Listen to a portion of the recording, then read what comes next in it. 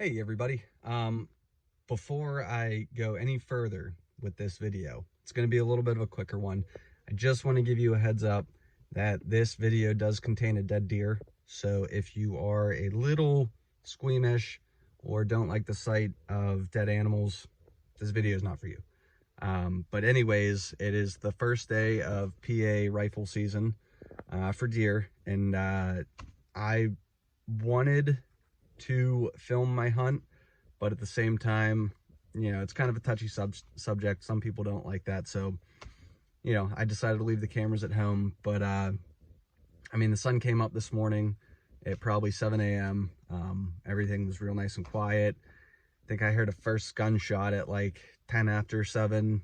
Wasn't anywhere near me, so I wasn't overly concerned.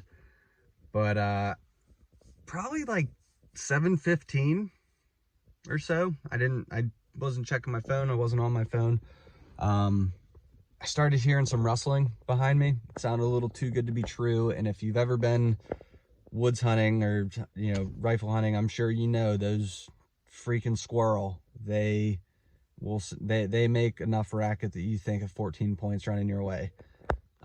So it was kind of one of those noises where I'm like, I'm sure it's a squirrel, but let me just shift my attention over that way and just kind of pinpoint it to just to double check. So shifted over, did it kind of slow just in case, didn't want to spook anything. So I'm sitting over just trying to pinpoint this squirrel, and I hear some rustling in this big giant bush of shrubs, or whatever you want to call it.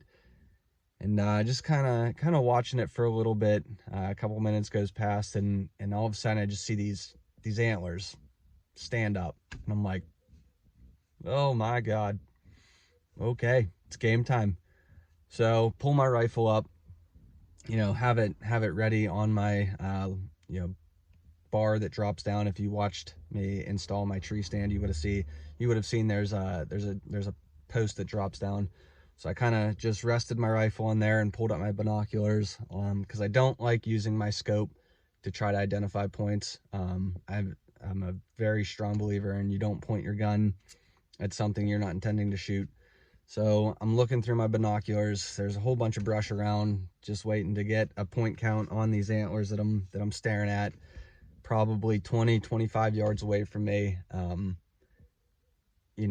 Steps out a little bit more, and I can see the one side. It's got a nice run, and I'm like, it's shootable. I see 4 on one side, 3 on the other side, not including the brow tines, sorry. And I'm like, it's shootable. So I pull my rifle up, and I don't like shooting and wounding if it takes an extra hour just to watch something so that I can get a good clean shot at it. That's what I'm going to do. So whole bunch of brush around this deer. So I'm just watching it through my scope, just waiting for it to step out into this clearing that's like 10 yards away, and it's taking its good sweet time, take a step and eat some stuff. And I'm watching it for, oh boy, I don't even know, it was probably a good solid half hour, 45 minutes. And shaving the beard must have brought me some good luck, because just sat patient in my tree stand, waiting. Sure enough, like 7:45, does this nice little step out into this clearing, and it's 20 to 25 yards away. Sorry, I'm trying to pull it up so you guys can see it. And steps out to the clearing.